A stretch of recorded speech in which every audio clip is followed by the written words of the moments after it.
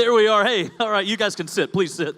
Please sit. Hey, Brian, somebody, would they move the whiteboard that we're going to use back here in the hallway?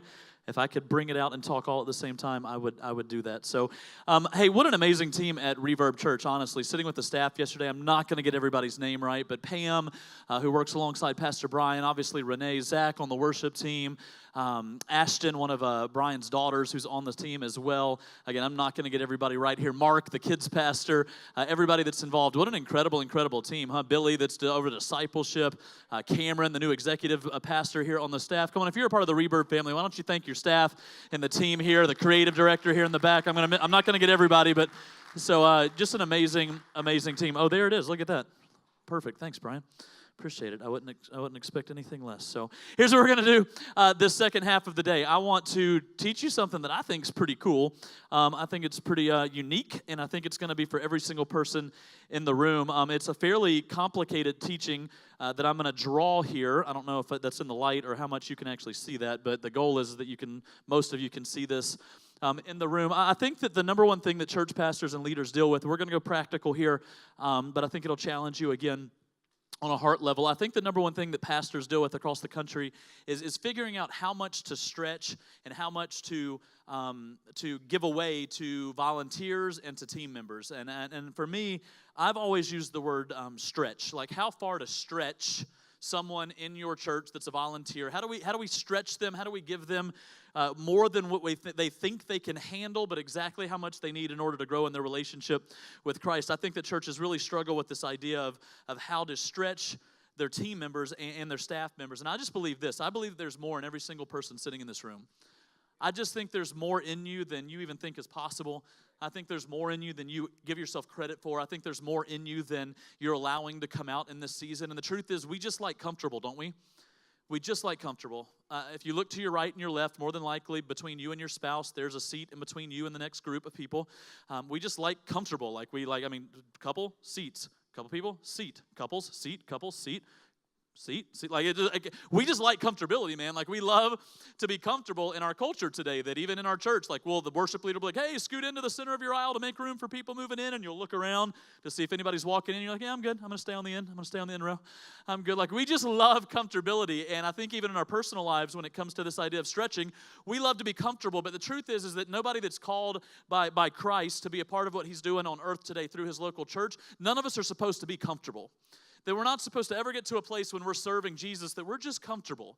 That, yep, this is just enough. I don't want to do any more, because if I did any more, that would stretch me a little bit outside of my comfort zone. But I just think the best things fall out of you right outside of your comfort zone. I think the next season for you in your ministry is if you're on staff, or even if you're a volunteer, lead pastors, it's right outside of your comfort zone. But a lot of people struggle with, well, Kyle, you can't put a finger on a comfort zone. You can't put a number to how far do we take them outside of their comfort zone. So I kind of fell on this teaching, honestly, when Adam and Brian and I were in Colombia. The CEO of Compassion International was with us, and he taught this teaching, and he taught it in Spanish to the Colombian Compassion team, which I had no idea what he was talking about holistically, but we tried to track as much as we could, and then I kind of brought it back and put it on my own little spin to it. I asked him if it was okay if I took it and tweaked it and taught it to church planners and stuff, and of course he was gracious and said absolutely. And I think that what I want to do here this afternoon is I want to challenge all of you to let me push on you to just maybe think about getting outside of your comfort zone a little bit in this next season of your walk with Christ and how you serve the local church. I was in college. I was a freshman in college. I got the opportunity to play college baseball. I went. The first week we were there, we reported the whole deal. Billy, you'll probably track with me on this. Maybe you had a weight coach somewhere where you played at that was just, bald-headed, stocky, like jacked up on Mountain Dew. Like, he was just, ready, whey protein in a Mountain Dew, shaking it up, like drinking it. Like, he was just always music up loud, just raw, big meathead kind of guy. And I was like, yeah, man. So we show up, and we had 5 o'clock workouts the first 2 weeks we were there. It was kind of this whole deal, the first 2 weeks of school, 5 o'clock workouts, get up early. So we get up to go to our first workout, and with college baseball, our whole team, so 35 guys, 18 to 21, we show up, and we don't report to the weight room. He reports us to the gym. And he's like, everybody to the gym. So about a 6,000-seat gym, brand new gym that the school had built for the basketball team. And we all go in there, and around the gym there are 45-pound plates that you would put on a squat rack or a bench press to lift with. And there was 45 plates, 35 of them laid out around the wall of that gymnasium, and he got everybody in there, and he put everybody's like, everybody go to a 45-pound plate. So everybody made their way to a 45-pound plate. He told everybody to pick it up, and then he said, okay, here's what I want you to do. I want you to get up against the wall, and I want you to squat down to 90 degrees, and I want you to hold that 45-pound plate out in front of you, and we're going to do that for 2 minutes. So, of course, a bunch of 18, 21-year-old arrogant guys were like, 2 minutes. I can do that in my sleep. So of course he blows the whistle or whatever he did, and everybody took that 45-pound plate and everybody squatted down to 90 degrees, and they held that 45-pound plate out in front of them. And sure enough, a minute and 15 in, a minute and 20 in, the real goal of that whole exercise was to not be the first guy to drop the plate. But somebody finally dropped the plate, and then, man, it was like dominoes after that. Like somebody just, the first person to go, like after that, it was boom, boom. Of course, you're in a gym, probably saying, boom, boom, boom, boom, boom, boom. Plates dropping everywhere. So nobody held the plate for a 2 full minutes. I think it was 2 minutes. I always track back to, as it 2 minutes or 3 minutes, doesn't matter. I couldn't do either one today. So we'll call it 2 minutes. So if you're in the room and you're like, 2 minutes, I did that the other day, congratulations. So 2 minutes, holding the plate out in front of you, and it drops. So, of course, he goes berserk. He's got his Mountain Dew and his whey protein shake, like all shooken up in one thing. He's like, everybody to the locker room. So we're like, okay, we all run to the locker room, and we're sitting in this locker room, and he comes in, and he starts inviting people out one by one. So, and somebody would come out, and he would call them out to the gym, and we're sitting in the locker room, and they'd be, like 3 minutes later, he'd come back in, and he'd call somebody else in the locker room. It's just that the people that he was calling out weren't coming back in. So we were like, is this dude, like, kicking people out of school, like, first week of school? Does he even have the authority to do this? Like, what's happening? So finally, he calls my name. I go out to the gym. He sends me over to a 45-pound plate. He says, Kyle, I want you to pick it up, and I want you to hold it out in front of you, and I want you to squat down to 90 degrees. You're not leaving the gym until you do that for 2 minutes. And I remember thinking in my head, I'm like, man, I dropped this thing at like a minute 27 the last time, and I was dying. And now this will be the second time in, so your arm's already tired, your legs are tired. I'm like, there's no way. There's no way that I'll hold this thing for 2 minutes. Now, he didn't tell you that anybody that came before you previously did or didn't do it. It was just they're not around. So the assumption is they didn't do it. He's kicked them out of school, I guess. So he sits me up. He gives me the 45-pound plate. He says, I want you to squat down. He said, now the difference this time is I'm going to get in your face. I'm going to challenge you. I'm going to get after you. And you're not leaving here until you squat down for 2 minutes and hold that plate out. So I'm like, okay, man. So again, 18 years old. So he yells, squat down. So I squat down and I hold that plate. And as he's kind of in my face a little bit, encouraging-ish, using language that I can't use today, but, just challenging me to stay down for 90 degrees to hold that plate out in front of me. And I'm down. I've got the plate. My hands are shaking and my legs are shaking. Of course, you're trying not to cry and like I'm holding it and like everything's shaking. And he's like, a minute 30, a minute 31, a minute 32. And I'm just shaking. I'm shaking. I passed the minute and 27 mark from the first time, so I consider that a win. And at about a minute 40 something, I remember minute 42, minute 43, I dropped the plate on the gym floor, and it just, the resounding reverb in the room that day, like the sound just echoed across that gymnasium. And I'm like, I'm sorry, man. I'll do it again, coach. Like, whatever you need me to do, I'll try it again. And he said, oh, you're good, man. I'm like, what do you mean? He's like, well, you held it for 2 minutes and 11 seconds. And I looked at him. I'm like, why would you do that? Why would you do that? And he just looked at me and he said something that I'll never forget, because not only did it help me in an athletic career, but it's helped me out in life. He said, Kyle, there's more in you than you ever think is possible. You just need somebody to pull it out of you. That there's more inside of you, but left up to your own, you'll never stretch yourself past the pain to actually accomplish it. But when somebody's around you, encouraging you, I won't encourage that way as a pastor like he did, but in your face, pushing you, stretching you, there's more inside of you than you ever thought was possible. You just need somebody to pull it out of you. And I just believe if you're a part of the Reverb.Church family, the Rise Church family, whatever church you're here with today, I just believe that maybe, just maybe, this group has been sovereignly led to this auditorium on a Saturday afternoon when you could have been doing anything else today, but you're here to possibly pull on you and stretch you to do more than you think's possible. I think that there's more inside of you, and I know the church and lead pastors that are here this morning, they want to pull it out of you, but you just have to allow them to pull it out of you. There's more in you that God wants to do. He wants to do something in you so he can do something through you, and it's more than you ever thought was possible. The question is, are you willing to not be comfortable? So here's the talk that I want to give you today, and if you want to write it down, it's challenge versus capacity. Like, how do we recognize our challenge versus our capacity? That if it's true that we all have a challenge, I'm going to try to draw this. You know what? I should have used non-red. I'm going to use non-red because I need the red for later. Colors matter. And so on the whiteboard, they make a big difference. I can't get it organized. There we go. Wipe it off. rewind the tape. So we're going to talk about challenge versus capacity. And so if we had a challenge and a capacity era, so if we drew this out right here, that if this is our challenge over here, and down here is what I would call our capacity, then we look on as leaders and we look on at the people that we lead, and the goal is that we can look on at somebody's capacity and we can give them a challenge that can meet the capacity they have. Here's what I've seen in the church world, though, and maybe this is not as true in the business world, but I definitely think it is in the church world, that there's this thing because we volunteer our time. And again, I need volunteers to hear me from a volunteer level today because I volunteered in our church for a long time. Staff member, I need you to hear me from a staff level because now I'm a staff member. But there's this fear in the church world that we can't give somebody too much of a challenge because of the fear of the time, the fear of the commitment they have to other things, the commitment to their work that they have, that they work a very intense job. So what we'll do most of the time in the church world is we'll find a challenge that equally matches what I would call the capacity that they have. That we will give them something. We will make them the kids check-in person. We will make them the guest services coffee bar coordinator. We will make them a small group leader, and the challenge matches their capacity.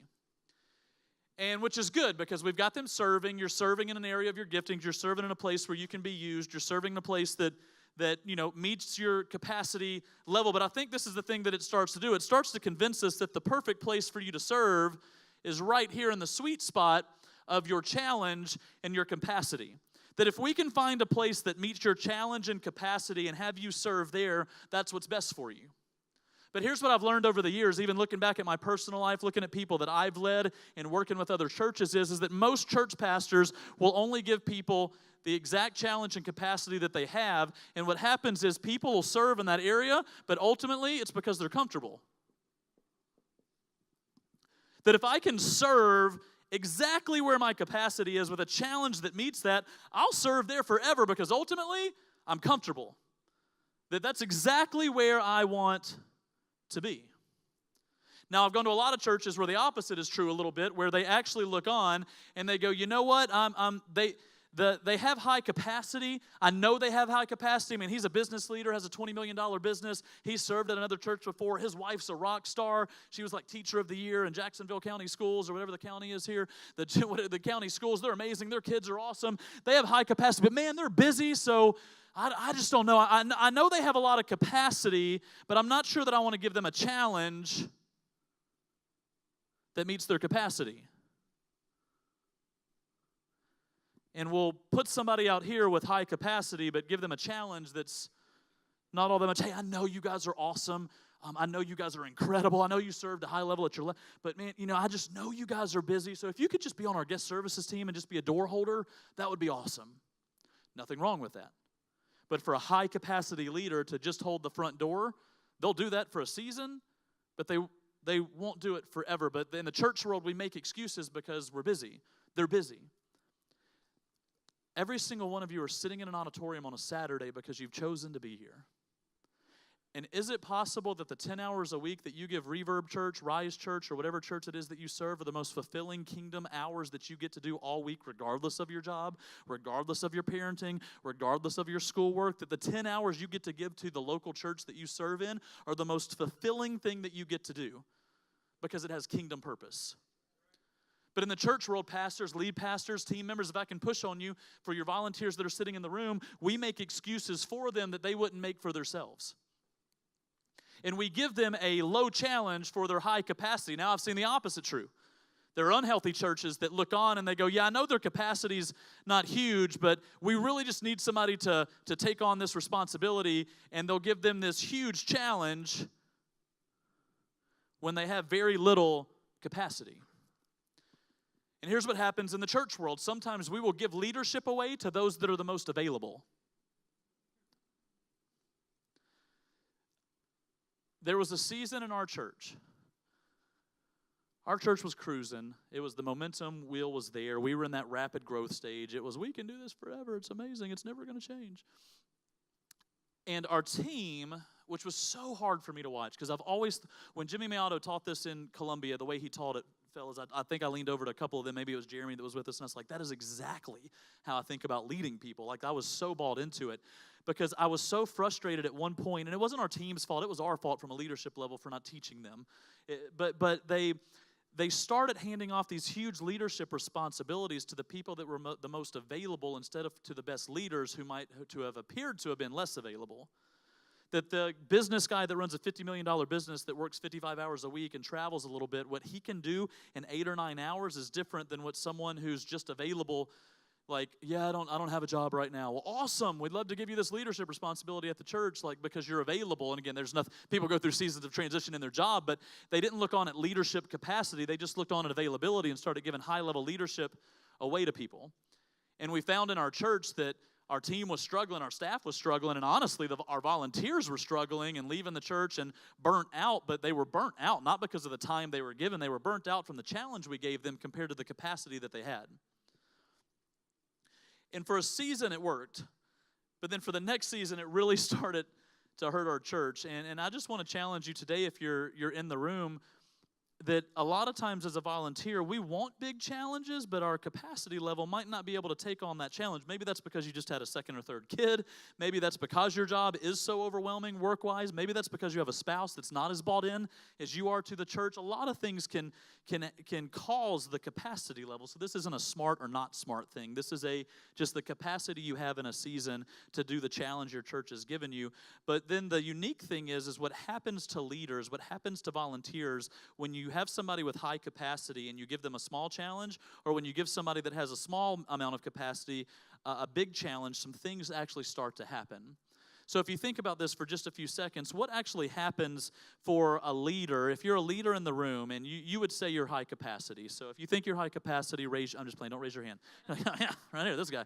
So if you're high capacity in the room and you're serving at your church right now, and you are given a very low challenging opportunity, because church staffs, here's what happens. A lot of times we stop looking at the person and how they're wired and how they're gifted. Instead of putting them in a place that meets their capacity and their giftings, we put them in a box because it's empty, because we need them to serve in our ministry because it's empty right now, instead of going, no, you know what, man, you are made to do this, or you're made to do this, young lady, and you're crazy talented, so we'll figure. I just create positions for people.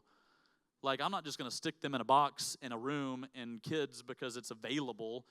I'm going to actually go, what do you feel called to do? And figure out their leadership capability. And if there's not a seat that you can put them in, just create something for them. But what happens, so if you're high capacity and the challenge is low, what would you say? So if you're, fellas, so where's my guy at that's like massive, like 6'8" guy?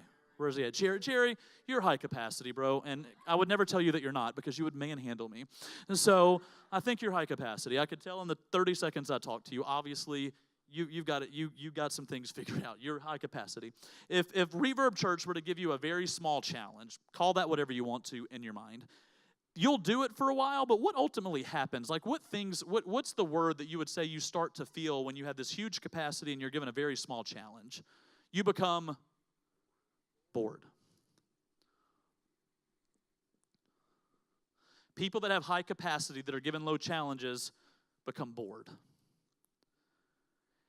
And as church leaders, we look on and we're trying to protect them, but ultimately they become bored in what they're actually doing. So when you're bored, a lot of times you can become what? Frustrated. Well, I just think they're frustrated because, is it possible that they're frustrated because they're bored? Is it possible that they're frustrated because you've made excuses for them to not take on a high challenge when they're super high capacity? Now, the opposite is true, that up here, when you are low capacity and highly challenged, what would you say? I'm not going to call somebody out like, let's see, who's low capacity? Who's low capacity? Brian, So what happens when you're given a huge challenge but you don't have a lot of capacity? If these people are bored, what are these people?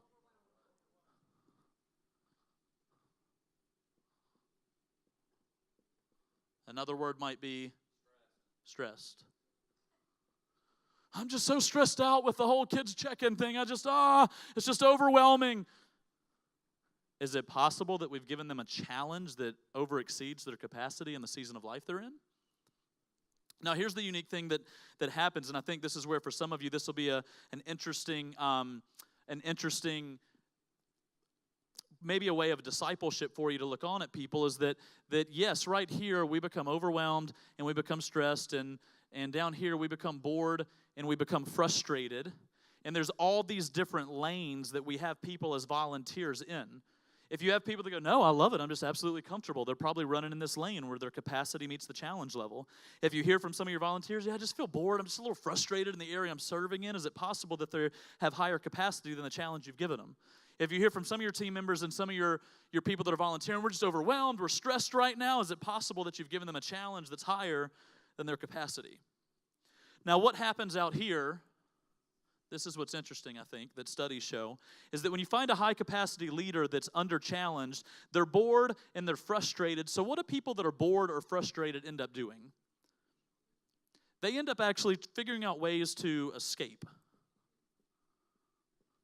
If you put a high-caliber businesswoman at home all day, and because in this season she's decided not to work, but she's so high-caliber, she has nothing else, I mean, the kids are in school all day, she's just bored. So what happens? She figures out things to escape from the reality that she's actually in because she's bored.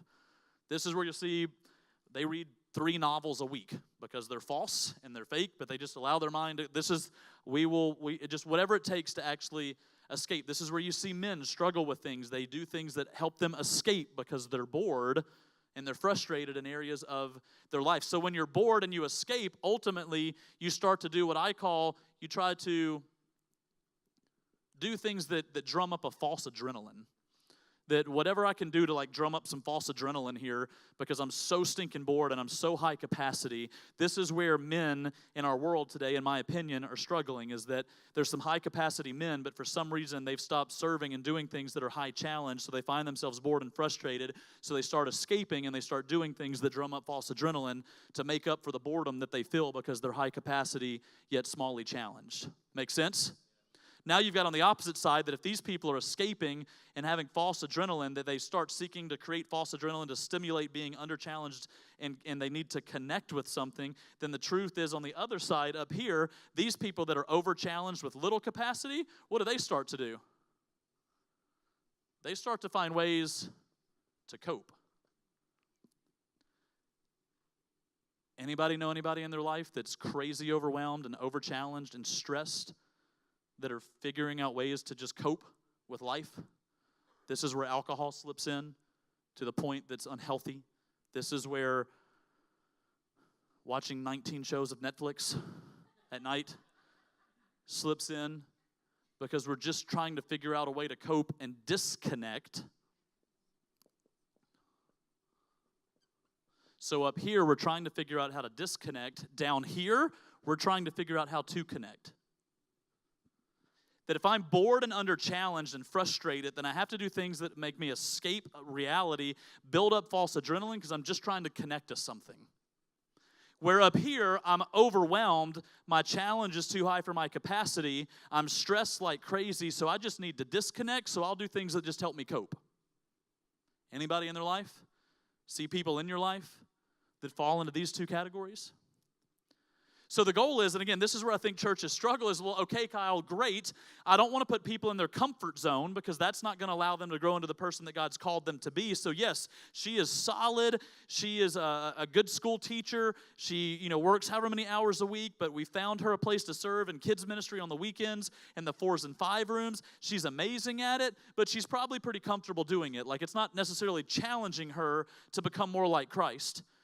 Or we've got maybe a guy in our church that's super high capacity, but we make excuses for him because he's a businessman and he's busy and he travels, so we just ask him to hold the front door, so he might be a little bored and frustrated. But then we maybe have somebody who for whatever reason in their life right now don't have a lot of capacity, and we've given them this huge leadership challenge, and they're walking around and they're overwhelmed and they're stressed. So great, Kyle, great. So comfortable, bored, overwhelmed, then what do we actually do with people? What is the goal? And I've just learned over the years that the ultimate goal is to take people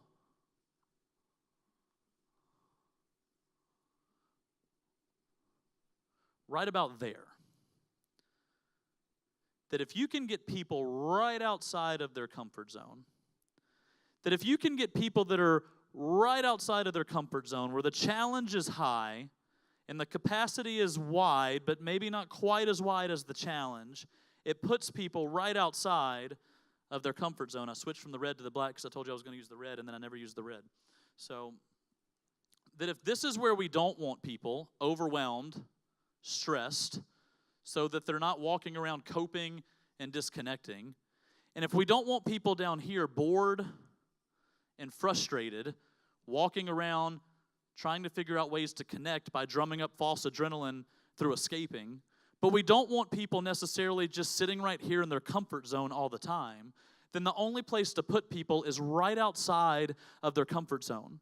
And you give them a challenge that's just a little higher than their capacity, and they accomplish that task, and then you let them kind of, what I say, you let them level out for a season.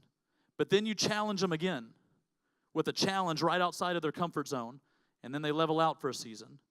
Then you challenge them again to something out of their comfort zone, and they level out for a season. Then you challenge them again, and they level out for a season. And all of a sudden you look up, and they are more high capacity than they've ever been, and they're taking on challenges higher than they ever thought were possible in themselves outside of the comfortability lane.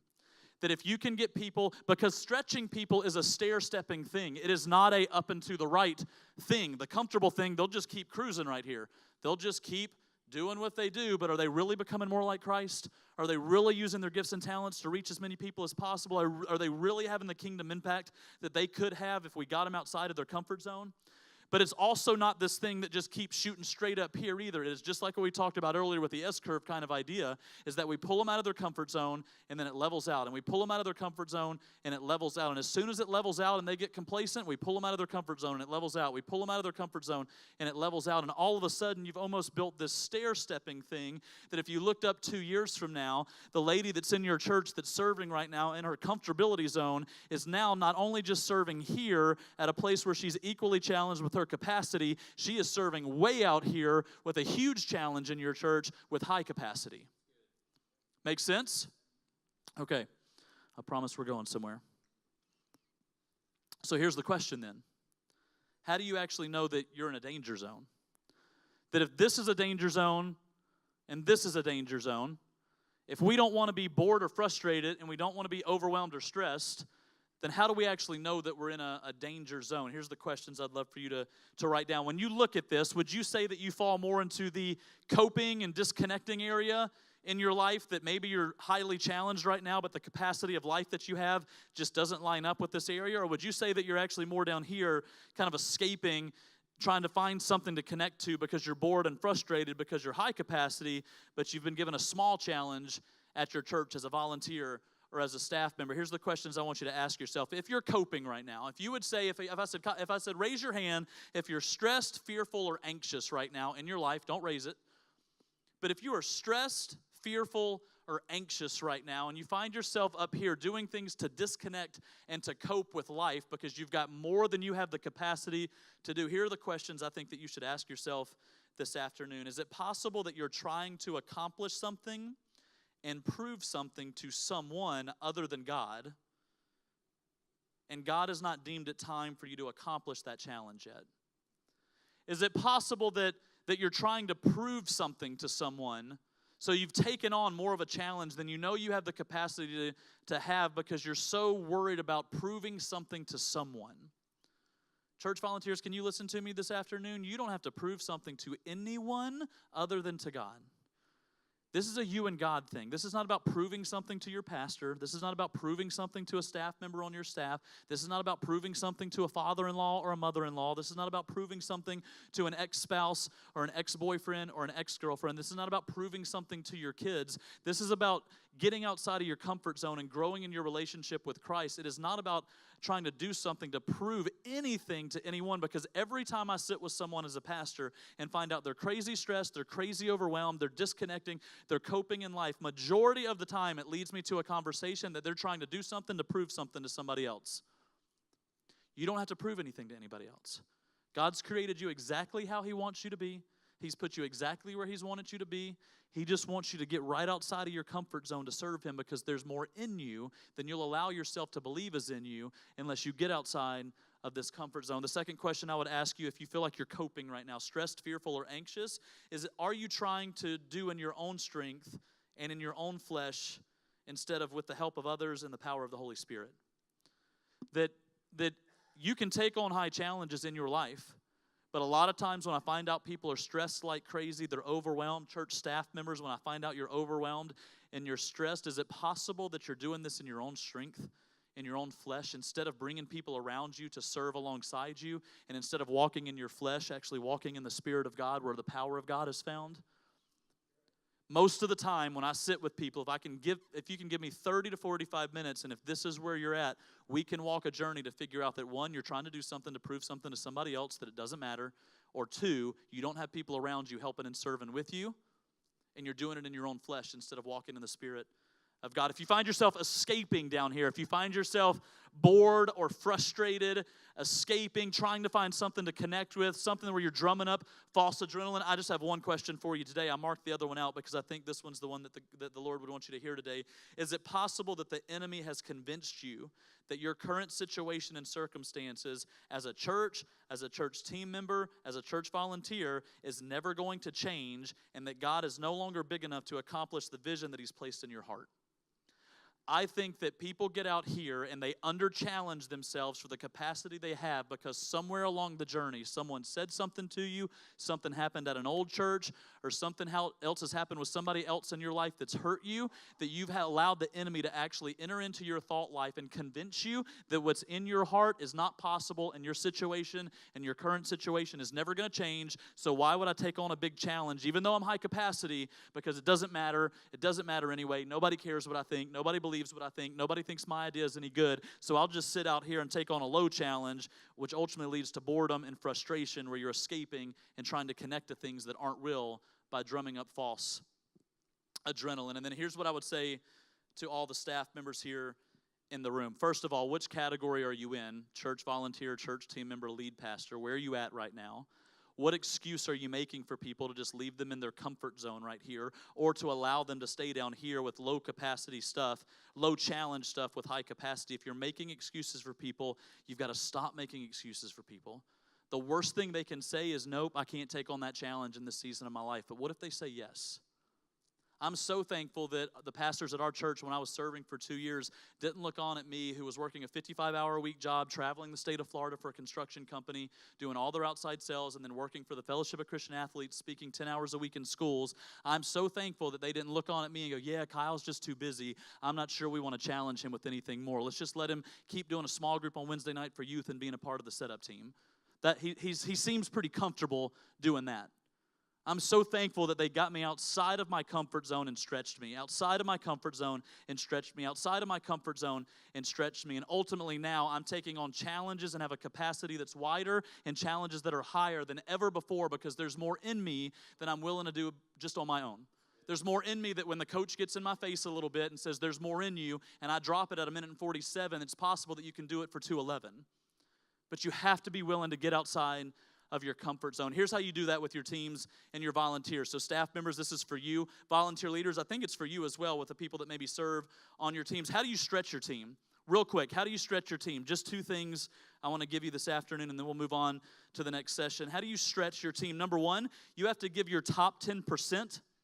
So you have leaders, and there's a top 10, maybe top 20%. So if there's 10 people that are considered on your staff, there's kind of this top 20% that have just this capacity level in them it's just high. God's gifted them in this area. If you're a staff member, you have a couple people on your kids team, on your worship team, on your youth team that just have high capacity, a top 20%. That if it were me, and this is what I do with our team, is I take our top 20% and then I give them big goals, and then I give them accountability around it. That I give them goals that I know they wouldn't set for themselves, and then I make them very accountable to me in a season to accomplish those goals. Because otherwise, they're just going to naturally stay right here and just stay comfortable. They're just going to stay comfortable. They're just going to stay comfortable. If you played college football and you had a weight coach, you're never going to go into the weight room and automatically just go, you know what, I'm just going to kill myself today. I'm gonna get after it today. Most of the time, if a college athlete is left to their own in a weight room, they're gonna push themselves a little bit, but they're not gonna kill themselves. They're not gonna do what they think they can't do unless there's somebody there encouraging them. They're just gonna stay comfortable. So to have somebody to pull me outside of that and then keep me accountable to that goal, that's what I would do with my top leaders. My top leaders, I'm constantly looking around at going, what can I give them that stretches them outside of their comfort zone, that will grow their capacity, and a challenge that we can celebrate when they succeed at the end of that season. Then I'll let them rest for a season, let them get their feet back underneath them, but then I'm going to pull them right back out of their comfort zone again and do the same thing. If you can hold them accountable and then you can pastor them through that, they'll be so thankful on the back end that you decided to stretch them with big goals and high accountability. And the second thing I would do is this, is I would call out not just the big leadership blind spots in their life, but the tiny, minute, ridiculous blind spots in their leadership. That I think sometimes with our teams and our staffs and volunteers, listen, if you lead an area and you're over kids ministry or you're over guest services and you see some big character issues in someone, those are easy to sit down and talk with somebody about.